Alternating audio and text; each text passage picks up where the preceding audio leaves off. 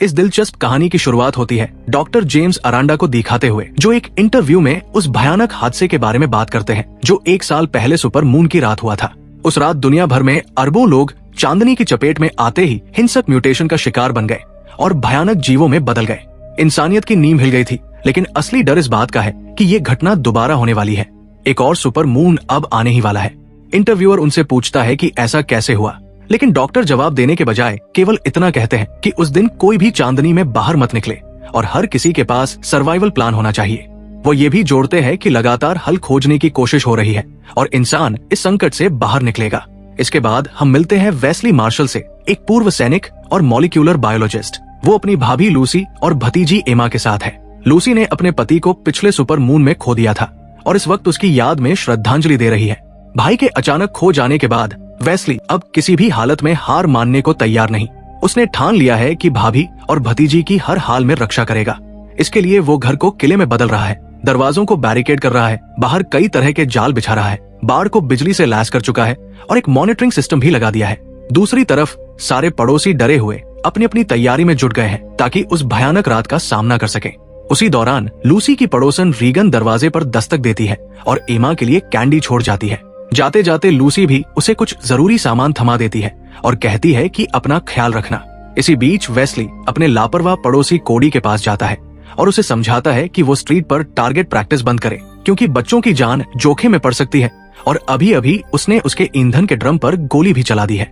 मगर कोडी लापरवाही से कहता है कि वो तो बस उस नर्क जैसी रात के लिए तैयारी कर रहा है जब हर किसी को खुद का सहारा बनना होगा।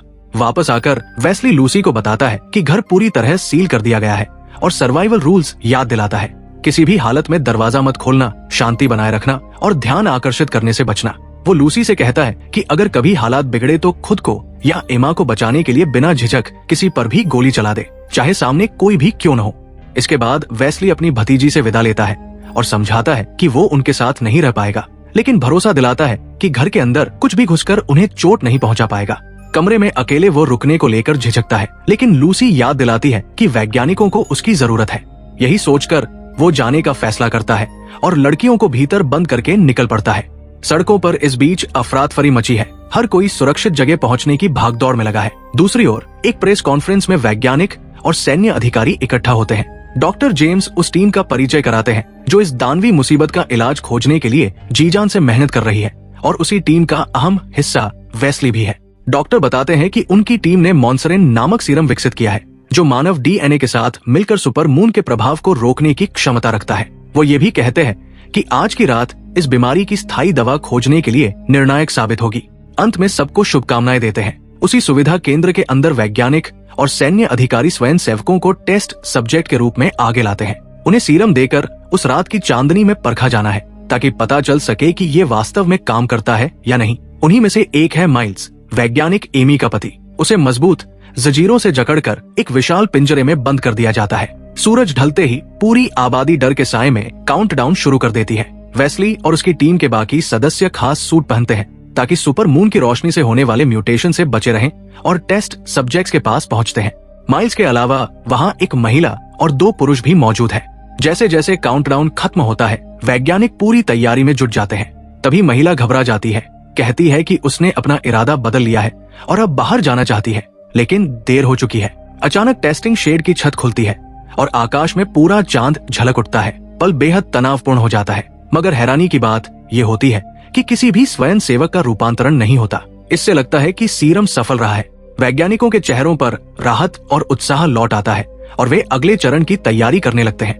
उधर लूसी की गली में एक काली परछाई तेजी से गुजरती है, जिससे कोडी और लूसी दोनों सतर्क हो जाते हैं।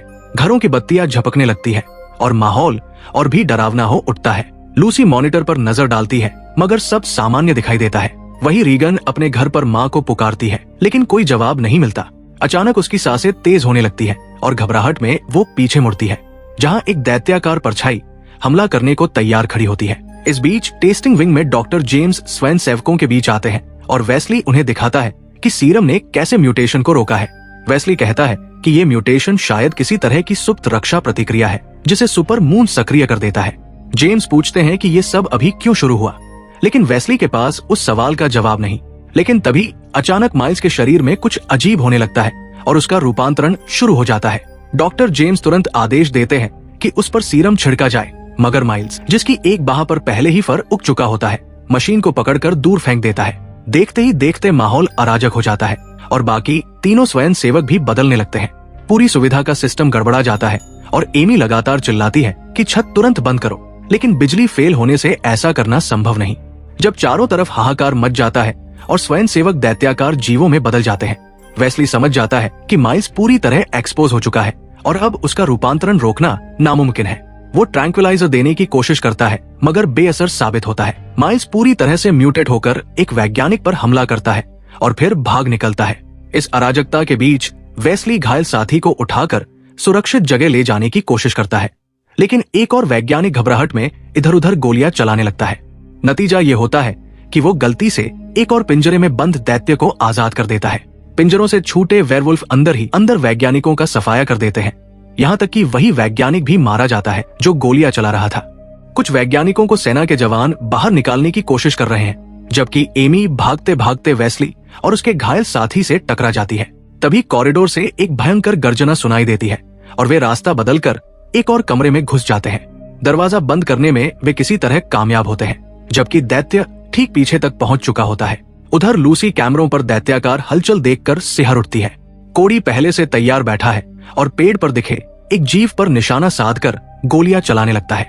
इस बीच वेस्ली का घायल साथी दम तोड़ देता है। एमी कहती है कि उन्हें यही रुकना चाहिए जब तक मदद न आ जाए, लेकिन वेस्ली साफ कह देता है कि मदद आने वाली नहीं और अगर वे रुके तो मर जाएंगे।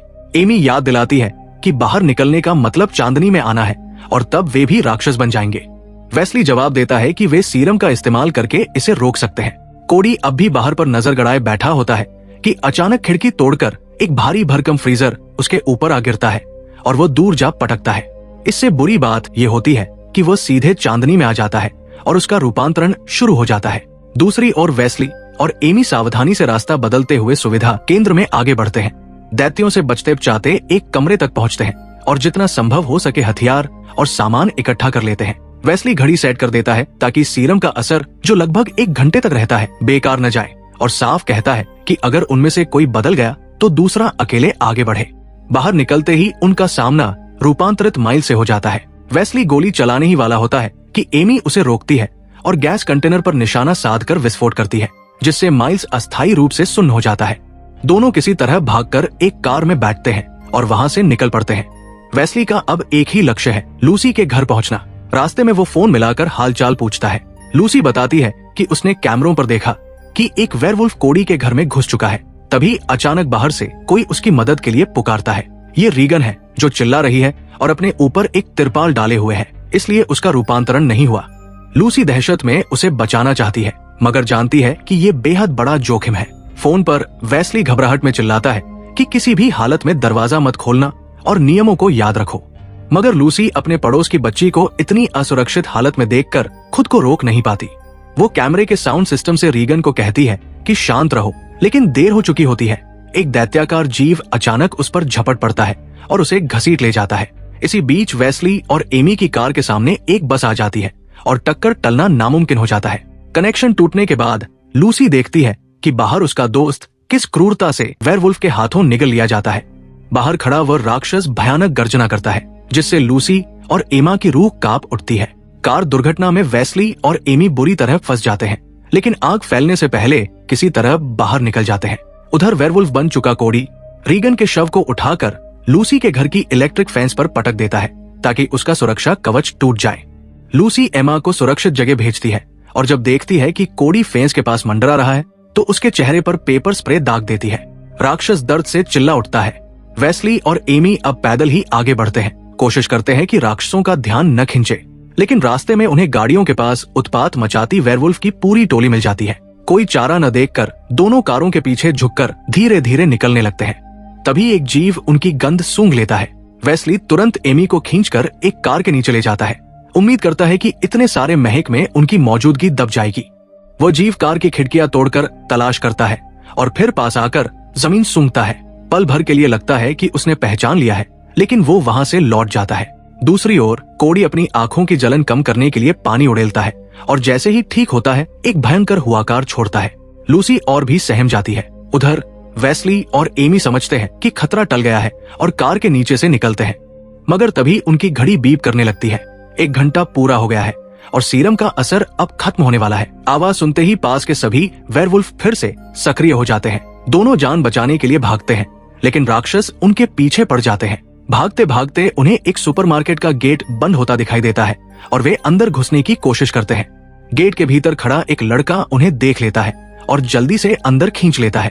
अंदर पहुंचते ही अचानक नकाबपोश लोग उन पर हमला कर देते हैं। एमी को चाकू से काबू में कर लिया जाता है। वेस्ली और एमी उन्हें समझाने की कोशिश करते हैं कि वे वैज्ञानिक हैं और इलाज ढूंढने पर काम कर रहे हैं, मगर उनमें से एक कहता है कि कोई इलाज नहीं है और पूछता है कि उन्हें राक्षसों के हवाले क्यों न कर दिया जाए। वेस्ली साफ कह देता है कि वो बस अपने परिवार तक पहुंचना चाहता है और इसके लिए उसे सुपरमार्केट के नीचे बने टनल्स का इस्तेमाल करना होगा। कुछ सोचने के बाद मुखौटाधारी उन्हें टनल के दरवाजे तक ले जाने को तैयार हो जाता है, मगर चेतावनी देता है कि आगे उन्हें खुद ही रास्ता तय करना होगा। उसी वक्त लूसी कैमरों पर देखती है कि बाहर की गली अब पूरी तरह दैत्यों से भर गई है और ये जीव अब यूं ही भटक नहीं रहे, बल्कि संगठित होकर कुछ बड़ा करने की तैयारी में दिख रहे हैं। वेस्ली और एमी धीरे धीरे टनल में आगे बढ़ते हैं। रास्ते में एक भारी गेट बंद मिलता है तो वेस्ली उसे गोली से तोड़ने की तैयारी करता है, लेकिन इससे पहले ही पीछे से एक दैत्याकार जीव उन पर झपट पड़ता है।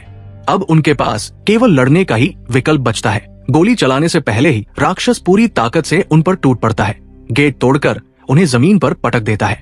टक्कर से एमी बेहोश हो जाती है। वेस्ली उठने की कोशिश करता है, लेकिन जीव उसे दोबारा दूर फेंक देता है। अगले ही पल जब दैत्य उस पर टूटता है, वेस्ली किसी तरह पास पड़ी लोहे की छड़ पकड़ लेता है और पूरे जोर से उसे भोंक देता है। राक्षस वही ढेर हो जाता है। थोड़ी देर बाद एमी होश में आती है और वेस्ली को सहारा देकर आगे बढ़ाती है। आगे बढ़ते हुए वे एक ऐसे रास्ते तक पहुंचते हैं जो सीधे सड़क से जुड़ा है, लेकिन वहां रुक जाते हैं क्योंकि ऊपर सुपर मून की रोशनी फैल रही होती है। दोनों अपने ऊपर तिरपाल डालकर धीरे धीरे आगे बढ़ते हैं। पास की एक दुकान में घुसते ही गलती से अलार्म बज जाता है, जिसे तुरंत बंद कर देते हैं क्योंकि वे जानते हैं कि ये आवाज दैत्यों के लिए सीधे खाने का न्योता है। उनके पास एक और डोज सीरम है, लेकिन बहुत गर्म है, इसलिए उसे फ्रीजर में रखकर ठंडा करना पड़ता है। यही वजह है कि वे उस दुकान में घुसे थे। उधर लूसी के घर पर इलेक्ट्रिक फेंस अभी भी काम कर रहा है, जिससे थोड़ी सुरक्षा बनी हुई है। राक्षस पास मंडराते हैं, लेकिन पार नहीं कर पाते।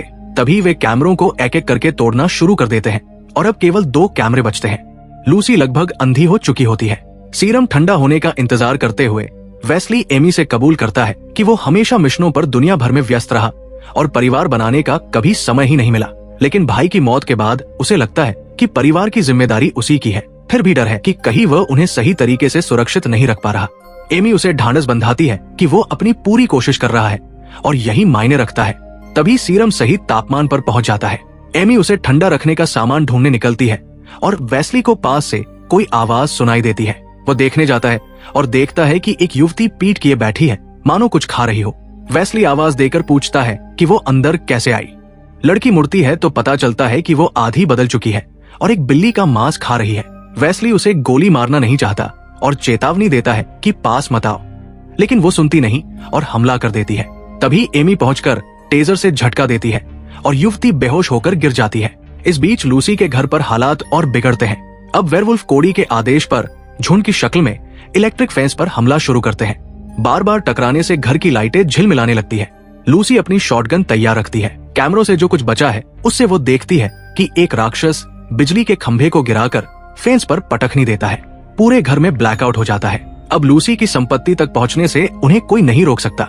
केवल बैरिकेडेड दरवाजे और खिड़कियां ही आखिरी सहारा बचती है। कुछ दैत्य जालों में फंस जाते हैं, मगर बाकी दरवाजों और खिड़कियों को पीटते हुए अंदर घुसने की कोशिश करने लगते हैं। लूसी और एमा इमरजेंसी लाइट्स जलाकर घर के हॉल में मोर्चा संभाल लेती है और आने वाले हमले का इंतजार करती है।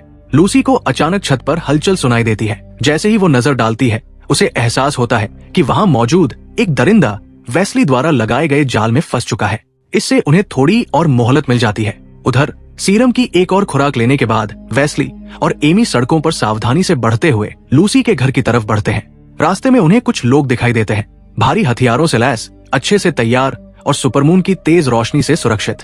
ये लोग दरिंदों के एक झुंड से भिड़ रहे हैं। वेस्ली इसे मौके के तौर पर देखता है कि इसी भिड़ंत के बीच वो अपनी भाभी और भतीजी तक जल्दी पहुंच सकता है। हथियारबंद लोग अस्थायी तौर पर झुंड को पीछे धकेल देते हैं, जैसे ही वेस्ली और एमी सामने आकर उन्हें गोली न चलाने के लिए कहते हैं, साथ ही जोर देकर बताते हैं कि वे सीरम की वजह से सुपरमून की रोशनी से महफूज हैं, फिर भी कोई उन पर भरोसा नहीं करता। तभी अचानक एक वेयरवुल्फ हमला कर देता है और गोलीबारी का नया दौर शुरू हो जाता है। अब वेस्ली और एमी को भी गोलियों और दरिंदों से बचने के लिए पनाह ढूंढनी पड़ती है। हालात बिगड़ते जाते हैं और धीरे धीरे पूरा इलाका और दरिंदों से घिर जाता है। हथियारबंद लोग मारे जाते हैं। एमी को एहसास होता है कि वे पूरी तरह फंस चुके हैं। ऐसे में वो एक खतरनाक विचार रखती है, खुद को चारे की तरह इस्तेमाल करने का। उसका मानना है कि उसकी थ्योरी को टेस्ट करने का यही सही वक्त है। वेस्ली के विरोध करने पर वो उसे समझाती है कि उसे लूसी तक जरूर पहुंचना है और उसे बचाने के लिए यही रास्ता है। वेस्ली भारी मन से कहता है कि वो जिंदा लौट आए। एमी धीरे धीरे आगे बढ़ती है और दरिंदों का ध्यान खींचती है। एक विशालकाय वेयरवुल्फ उसकी ओर कदम बढ़ाता है। पहले वो उसे सूंघता है लेकिन तुरंत हमला नहीं करता। अचानक हल्की सी काट लेता है। एमी हिम्मत करके उस पर दहाड़ मारती है, मानो अपनी ताकत साबित कर रही हो। दरिंदा भी उसी पल उसके चेहरे पर दहाड़ कर जवाब देता है। तभी वेस्ली एक कार के ऊपर से एंटी एयरक्राफ्ट मशीन गन दाग देता है।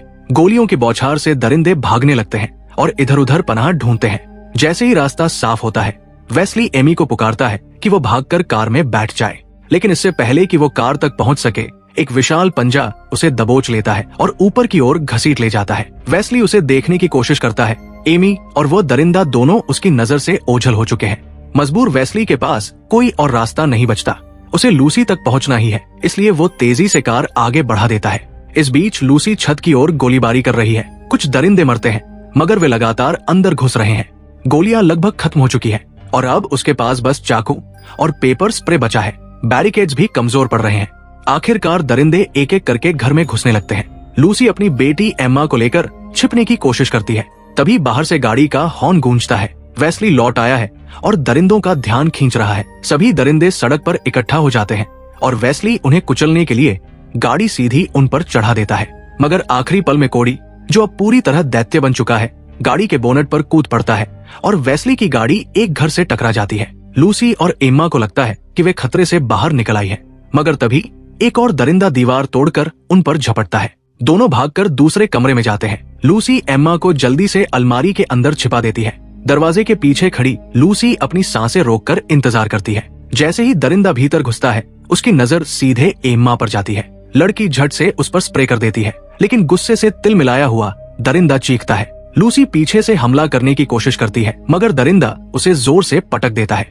माँ को घायल देखकर एम्मा की आंखों में डर और आंसू एक साथ भर आते हैं, लेकिन उसी डर से साहस भी जन्म लेता है।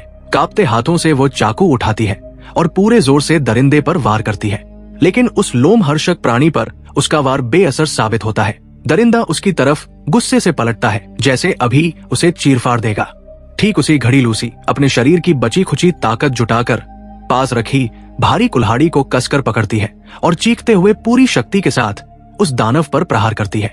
कुल्हाड़ी का वार गूंजता है और कमरे में एक पल के लिए सन्नाटा छा जाता है। उसी दौरान बाहर से वेस्ली की चिंतित और गूंजती हुई आवाज सुनाई देती है। वो दरवाजे के भीतर दाखिल होता है और अपने परिवार को जिंदा देखकर उसकी आंखों से राहत छलक पड़ती है।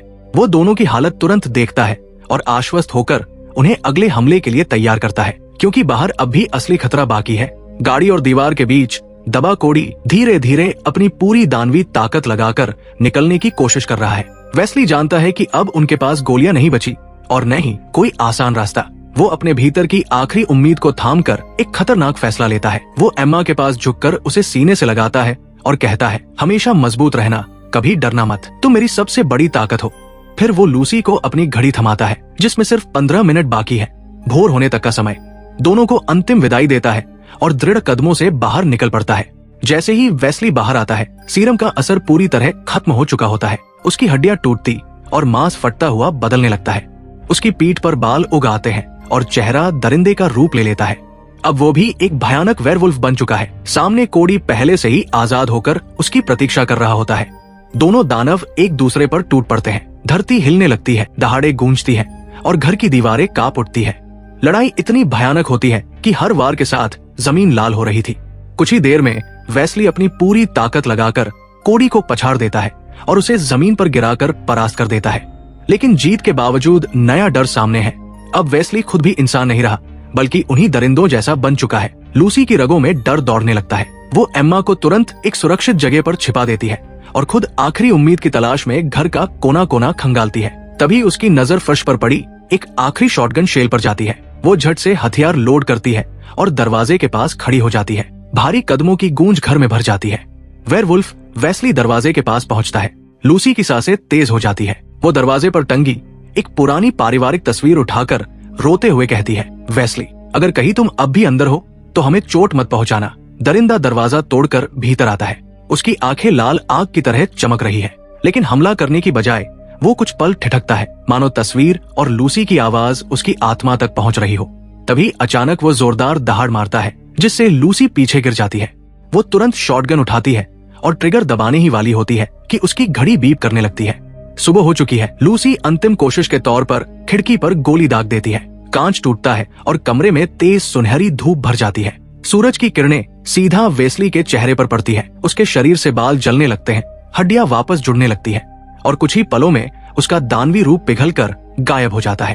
अब वेस्ली अपने असली इंसानी रूप में लौट आता है, थका हुआ पर जीवित। उसकी आंखों में आंसू है। सामने लूसी और एम्मा को सुरक्षित देखकर वो मुस्कुराता है। परिवार फिर से एक हो जाता है। एक लंबी रात का भयावह सफर सूरज की रोशनी के साथ खत्म होता है और यही इस रोमांचक कहानी का समापन होता है। और ऐसी ही अद्भुत कहानियों के लिए चैनल से जुड़े रहिए।